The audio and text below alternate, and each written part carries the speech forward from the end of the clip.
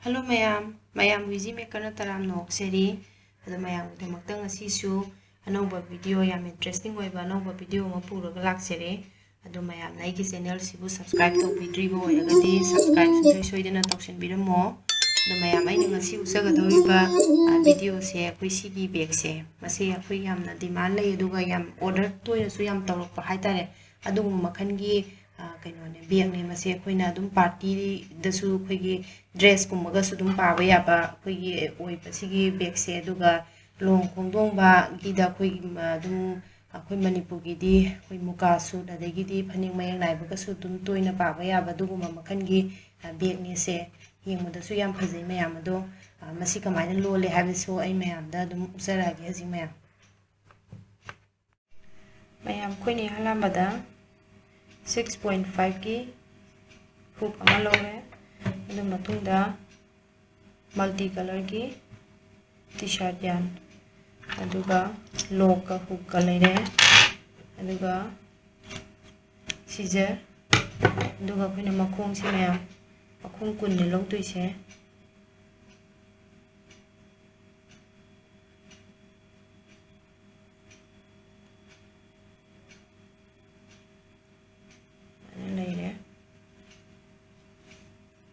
kong se ma kong kun kong khala se me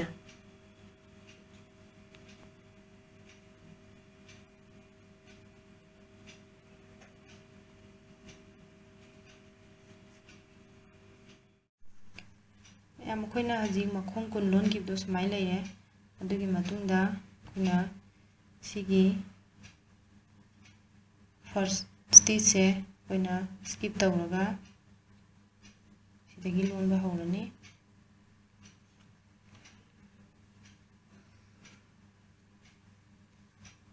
samaina single crochet adum lole adu matungda kasu samaina lolase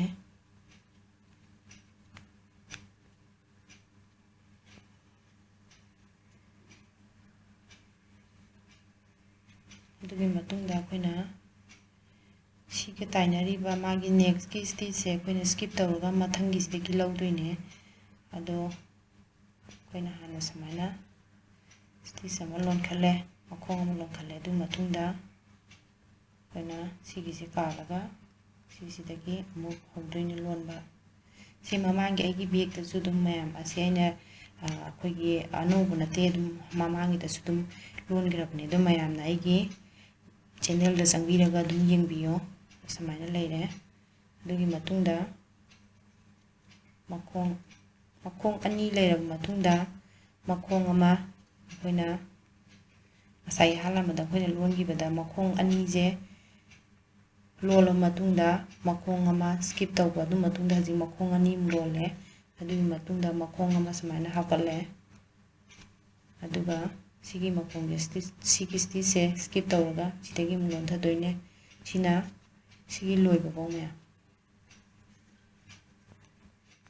ma'am कोइना first round लोन लोइगे अदुगा समाइना लेरे अदुगी मतुंगदा मखोंग से कोइना अनि लौखलकदबा बाना 1 2 अदु मतुंगदा कोइना समाइना लंग से लैबो इतादि मैम कोइन लेहल लोइदबने कईगिनो दा मसी लैगी बोय तादि अखोइन होरेन लोन बकांदा नुंगाइते समाइ लेरे अदुगी मतुंगदा कोइना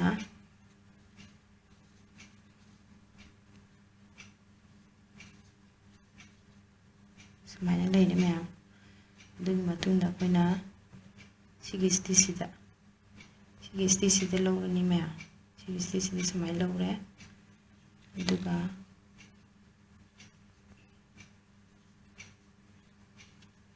समाइना लोन खले समाइना लोन खले अदुगी मतुंगदा लंग से कोइना कोटलगा मसागी हालान बा लोन बा होगिबगी फर्स्ट स्टिच की सिगी मखुन से सिगी सिदा कोइना समाइना थिंजन बिरबा अदुगा लंग से मु समाइना कोखले मैं अदुगी मतुंगदा कोइना मनिंगलोमदगी सिगी मनिंगलोम थंगबसिदगी लंगसे अमु समाइना कोलगा amuk haziki chap manana makhun haziki makhun da amuk samaina thinjalle aduga amuk tungomdagi langse hapaga mayam samaina amuk chingthorokpa samaina chingthokpire to samaina chingthoe adugi matungda amuk koina langse maninglomdagi amuk hapaga makhun sida amuk thinjalle aduga langse maninglomdagi amuk hapkalaga haziki makhunsi makta amuk chingkhalakpa mayam ado samaina tawbase akoina 3 times yetoine mayam huksida 3 times sugare simaningda samaina 3 times leire adugi matungda koina langse samaina manung sidagi lae aduga makhong ama kahuraga samaina thamme adugi matungda koina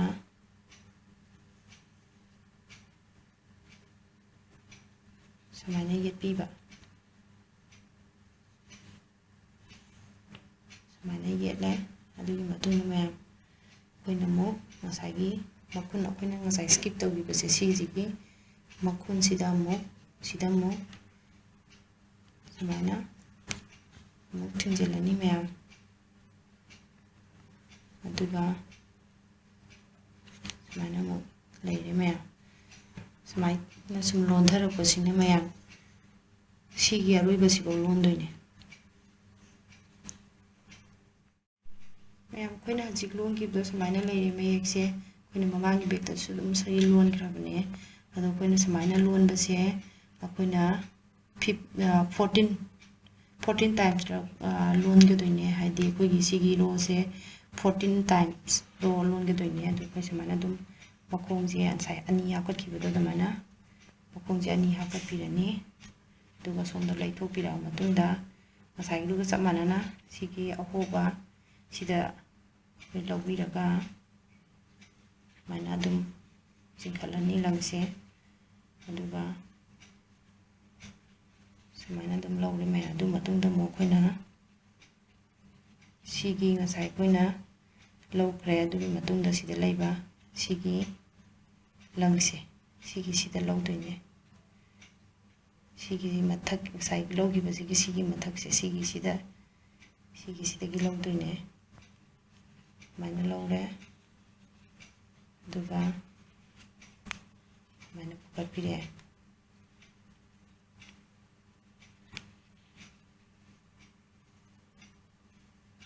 amuksu laure samaina pukale ado samaina sum lonbase mayam sibo lola matungda koina amuk 14 times rak londoine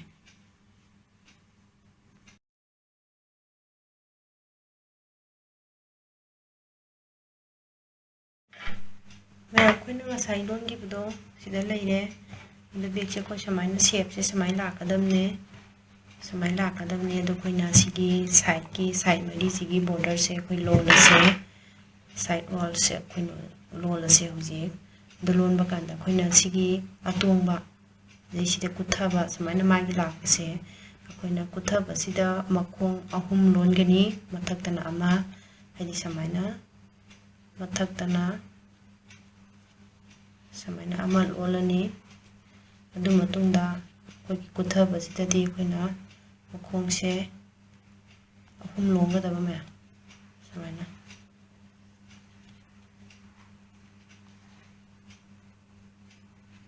makhongse samaina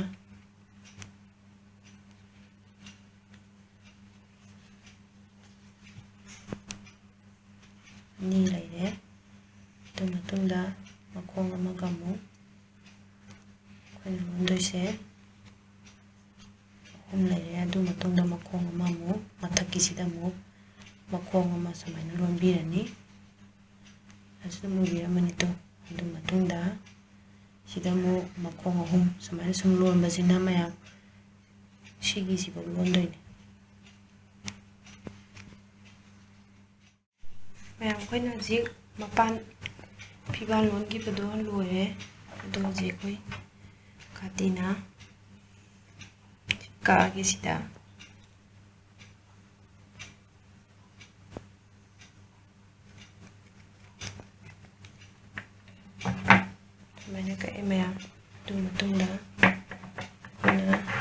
ꯆꯤꯡꯈꯠꯄꯤꯔꯁꯦ ꯂꯪꯁꯦ ꯆꯤꯡꯈꯠꯂꯦ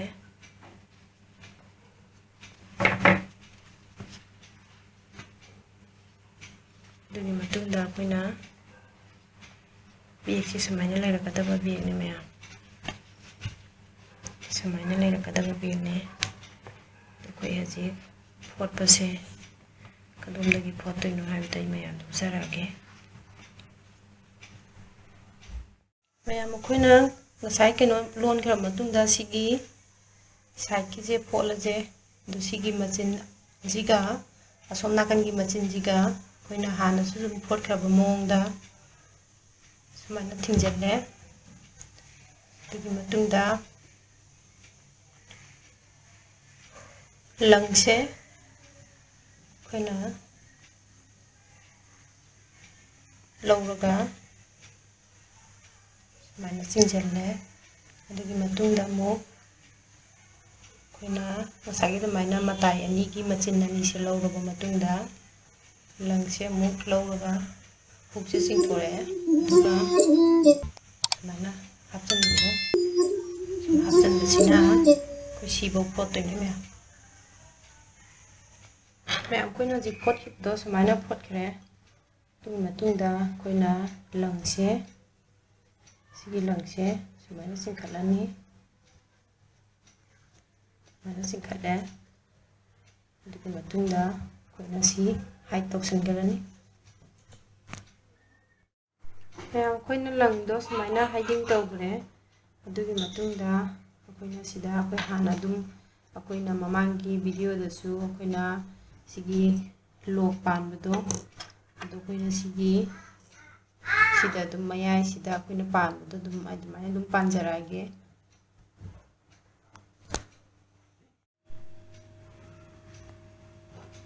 ꯃꯌꯥꯝ ꯑꯩꯈꯣꯏꯅ ꯕꯦꯒꯇꯣ ꯍꯧꯖꯤꯛ ꯁꯨꯃꯥꯏꯅ ꯑꯩꯈꯣꯏꯒꯤ ꯂꯣꯛꯁꯦ ꯄꯥꯟꯖꯈ꯭ꯔꯦ ꯑꯗꯨ ꯃꯇꯨꯡꯗ ꯑꯩꯈꯣই ꯁꯤꯗ ꯃꯔꯤ ꯑꯃꯨꯛ ꯍꯥꯞꯄꯛꯀꯗꯣꯏꯅꯦ ꯑꯗꯣ ꯃꯔꯤꯁꯦ ꯑꯩꯈꯣꯏꯅ ꯃꯈꯣꯡ 15 ꯍꯥꯞꯇꯣꯏꯅꯦ ꯑꯗꯩ ꯃꯌꯥꯝꯗꯣ ꯎꯠꯆꯔꯛꯑꯒꯦ ꯑꯩꯈꯣꯏꯅ ꯃꯈꯣꯡꯗꯣ ꯍꯥꯟꯅꯒꯤ ꯑꯗꯨꯃꯥꯏꯅ ꯑꯗꯨꯝ ꯃꯈꯣꯡ 15 ꯁꯨꯃꯥꯏꯅ ꯂꯧꯈꯠꯂꯅꯤ ꯑꯗꯨꯒ ꯍꯣꯔꯦꯟ ꯑꯩꯈꯣꯏꯅ ꯐꯣꯠꯅꯕ ꯂꯪꯁꯦ ꯁꯨꯃꯥꯏꯅ ꯈꯔ ꯑꯗꯨꯝ ꯁꯥꯡꯅ ꯊꯝꯕꯤꯔꯝꯕ ꯃꯈꯣꯡ 15ꯅꯤ ꯂꯧꯗꯣꯏꯁꯦ ꯃꯌꯥꯝ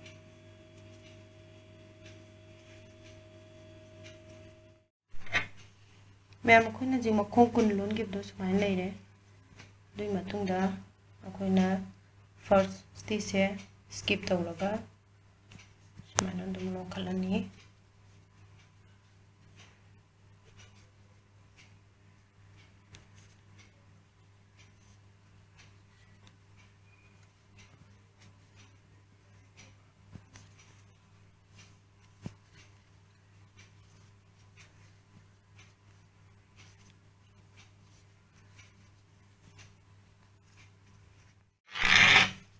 ꯑꯩꯈꯣꯏꯅ ꯐꯥꯔꯁ ꯔꯥꯎꯟꯗ ꯁꯨꯃꯥꯏꯅ ꯂꯣꯟꯕ ꯂꯣꯏꯈ꯭ꯔꯦ ꯑꯗꯨ ꯃꯇꯨꯡꯗ ꯂꯪ ꯑꯃ ꯁꯨꯃꯥꯏꯅ ꯃꯈꯣꯡꯁꯦ ꯑꯃꯨꯛ ꯀꯣꯛꯈꯠꯄꯤꯔꯦ ꯑꯗꯨꯒ ꯑꯩꯈꯣꯏꯅ ꯁꯤꯒꯤ ꯚꯤ ꯁꯦꯞꯁꯤꯒꯤ ꯕꯦꯛ ꯁꯥꯏꯗꯁꯤꯗꯒꯤ ꯑꯩꯈꯣꯏꯅ ꯊꯤꯟꯗꯣꯏꯅꯦ ꯑꯗꯨꯃꯛꯅ ꯃꯈꯣꯡꯁꯦ ꯁꯤꯒꯤ ꯃꯈꯣꯡꯁꯤꯃ ꯁ꯭ꯀꯤꯞ ꯇꯧꯔꯒ ꯁꯨꯃꯥꯏꯅ ꯑꯗꯣ ꯑꯩꯈꯣꯏꯅ ꯂꯣꯟꯗꯧꯔꯤꯁꯦ ꯃꯌꯥꯝ ꯁꯤꯁꯤꯅ ꯁꯦꯀꯦꯟ ꯔꯥꯎꯟꯅꯦ ꯂꯣꯟꯗꯣꯏꯁꯦ 4th राउंड लोंदोइने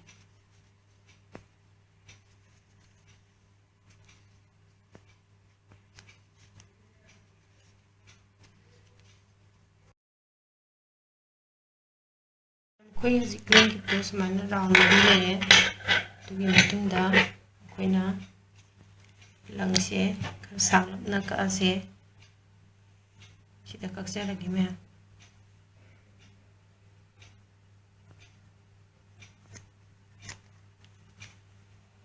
समान के अदुगी मतुंदा लंग से कोई ना कोंग कलर का समान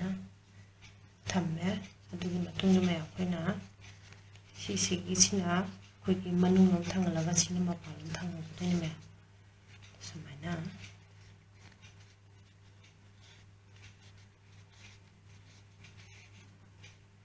ꯑꯩꯈꯣꯏꯅ ꯄꯥꯟꯕ ꯀꯥꯟꯗ ꯃꯈꯣꯛꯁꯦ ꯁꯨꯃꯥꯏꯅ ꯄꯥꯜꯂꯛꯀꯗꯣꯏꯅꯦ ꯃꯌꯥꯝ ꯄꯥꯜꯂꯅꯤ ꯑꯗꯣ ꯁꯤ ꯐꯣꯠꯄꯁꯤ ꯃꯌꯥꯝ ꯑꯩꯈꯣꯏ ꯍꯧꯖꯤꯛ ꯑꯃꯨꯛ ꯐꯣꯠꯂꯁꯦ ꯁꯤꯒꯤ ꯂꯪꯁꯤꯅ ꯐꯣꯠꯂꯛꯀꯗꯣꯏꯅꯦ ꯐꯣꯠꯄꯗꯤ ꯃꯌꯥꯝ ꯑꯩꯈꯣꯏ ꯁꯤ ꯑꯅꯤꯁꯦ ꯖꯣꯏꯟ ꯇꯧꯅꯕꯅꯦ ꯑꯗꯨꯝ ꯁꯤꯗ ꯀꯩꯝꯇ ꯀꯩꯅꯣ ꯇꯧꯕ ꯅꯠꯇꯦ ꯑꯗꯨꯗꯨꯅ ꯑꯩꯈꯣꯏꯅ ꯁꯤ ꯂꯩꯔꯦ ꯑꯗꯨꯒ ꯁꯤꯒꯤ ꯂꯪꯁꯤꯅ ꯁꯨꯃꯥꯏꯅ ꯑꯗꯨꯝ ꯐꯣꯠꯆꯜꯂꯛꯄ ꯑꯩꯈꯣꯏꯅ ꯃꯃꯥꯡꯗꯁꯨ ꯑꯗꯨꯝ ꯃꯃꯥꯡꯒꯤ ꯕꯦꯛꯀꯩꯗꯁꯨ ꯐꯣꯠꯈꯤꯕꯗꯣ ꯑꯗꯨꯃꯥꯏꯅ ꯑꯗꯨꯝ ꯐꯣꯠꯇꯣꯏꯅꯦ ꯃꯌꯥꯝ ꯁꯨꯃꯥꯏꯅ ꯁꯤꯒꯤ ꯂꯪ ꯑꯅꯤꯁꯦ ꯁꯨꯃꯥꯏꯅ ꯊꯤꯡꯖꯤꯜꯂꯅꯤ ꯍꯨꯛꯁꯤꯗ ꯑꯗꯨꯒ ꯁꯨꯃꯥꯏꯅ ꯇꯧꯔꯒ ꯁꯤꯒꯤ ꯃꯈꯣꯡ ꯑꯃ ꯍꯥꯞꯀꯠꯄꯤꯕꯗꯣ ꯁꯨꯃꯥꯏꯅ ꯃꯈꯣꯡꯁꯤꯗ ꯑꯩꯈꯣꯏꯅ ꯍꯨꯛꯆꯟꯕ ꯃꯈꯣꯡ ꯑꯃ ꯆꯞ ꯃꯥꯟꯅꯅ ꯁꯨꯃꯥꯏꯅ ꯑꯃꯨꯛꯁꯨ ꯇꯧꯗꯣꯏꯅꯦ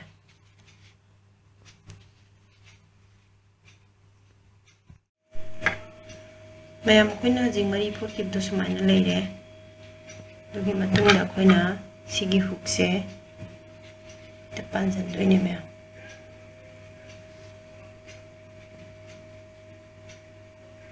ꯑꯗꯨꯃꯥꯏꯅ ꯄꯥꯟꯁꯤꯜꯂꯅꯤ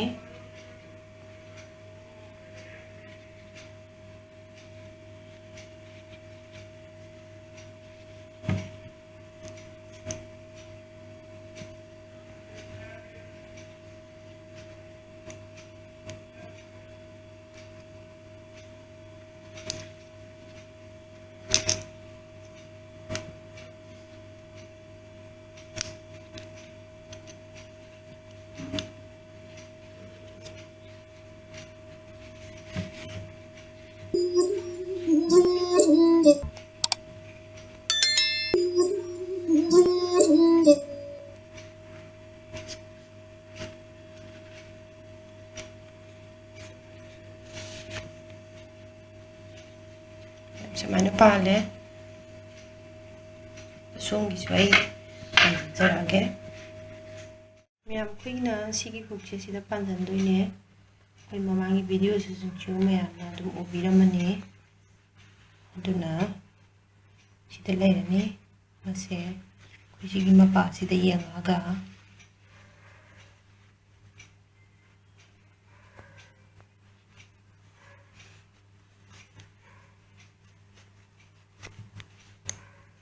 ꯁꯨꯃꯥꯏꯅ ꯂꯩꯔꯦ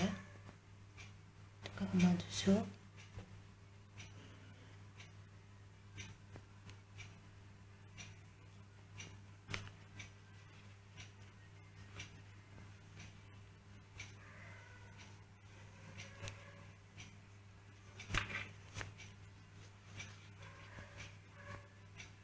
ꯁꯨꯃꯥꯏꯅ ꯂꯧꯁꯤꯜꯂꯝꯃꯦ ꯑꯗꯨ ꯃꯇꯨꯡꯗ ꯑꯩꯈꯣꯏꯅ ꯁꯣꯝꯗ ꯑꯃꯨꯛ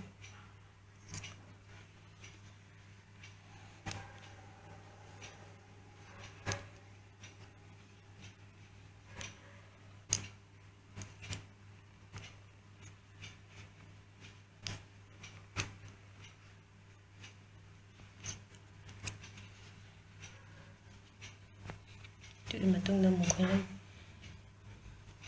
ꯁꯤꯗꯒꯤ ꯑꯃꯨꯛ ꯊꯤꯟꯇꯣꯔꯛꯄ ꯁꯤꯗ ꯀꯤꯁꯟꯅꯗꯣꯏꯅꯤ ꯃꯌꯥꯝ ꯑꯩꯈꯣꯏꯅ ꯍꯧꯖꯤꯛ ꯄꯥꯟꯈꯤꯕ ꯍꯦꯟꯗꯜꯗꯣ ꯁꯤꯗ ꯂꯩꯔꯦ ꯑꯗꯣ ꯁꯤꯅꯤ ꯃꯌꯥꯝ ꯕꯦꯛꯀꯤ ꯁꯦꯞꯁꯦ ꯑꯗꯣ ꯑꯩꯈꯣꯏꯒꯤ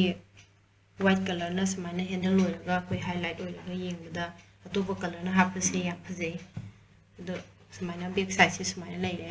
ꯑꯗꯨ ꯃꯌꯥꯝꯁꯨ ꯑꯗꯨꯝ ꯌꯨꯝꯗ ꯑꯗꯨꯝ ꯇ꯭ꯔꯥꯏ ꯇꯧꯕꯤꯌꯣ ꯌꯦꯡꯕꯗꯁꯦ ꯑꯩꯈꯣꯏꯗꯤ ꯂꯨꯍꯣꯡ ꯈꯣꯡꯗꯣꯡꯕꯒꯨꯝꯕꯗ ꯑꯗꯨꯝ ꯌꯥꯝ ꯇꯣꯏꯅ ꯁꯤꯖꯤꯟꯅꯕ ꯕꯦꯛ ꯑꯗꯨꯝ ꯌꯥꯒꯅꯦꯅ ꯈꯟꯖꯩ ꯑꯗꯣ ꯃꯌꯥꯝ ꯑꯩꯒꯤ ꯆꯦꯅꯦꯜꯁꯦ ꯃꯌꯥꯝꯅ ꯁꯕꯁꯀ꯭ꯔꯥꯏꯕ ꯇꯧꯕꯤꯗ꯭ꯔꯤꯕ ꯑꯣꯏꯔꯒꯗꯤ ꯁꯕꯁꯀ꯭ꯔꯥꯏꯕ ꯁꯨꯡꯁꯣꯏ ꯁꯣꯏꯗꯅ ꯇꯧꯕꯤꯔꯝꯃꯣ ꯑꯗꯣ ꯃꯊꯪꯒꯤ ꯚꯤꯗꯤꯑꯣꯗ ꯑꯩꯈꯣꯏ ꯑꯃꯨꯛ ꯊꯦꯡꯅꯔꯁꯦ ꯕꯥꯏ ꯚꯤꯗꯤꯑꯣ ꯑꯁꯤ ꯏꯗꯨꯀꯦꯁꯟ ꯄꯔꯄꯁꯀꯤꯗꯃꯛꯇ ꯁꯦꯝꯖꯕꯅꯤ ꯃꯌꯥꯝꯅ ꯅꯨꯡꯁꯤꯕꯤꯗꯨꯅ ꯄꯨꯛꯅꯤꯡ ꯊꯧꯒꯠꯄꯤꯌꯨ ꯆꯦꯅꯦꯜ ꯑꯁꯤꯕꯨ ꯁꯕꯁꯀ꯭ꯔꯥꯏꯕ ꯇꯧꯕꯤꯌꯨ ꯂꯥꯏꯛ ꯇꯧꯕꯤꯌꯨ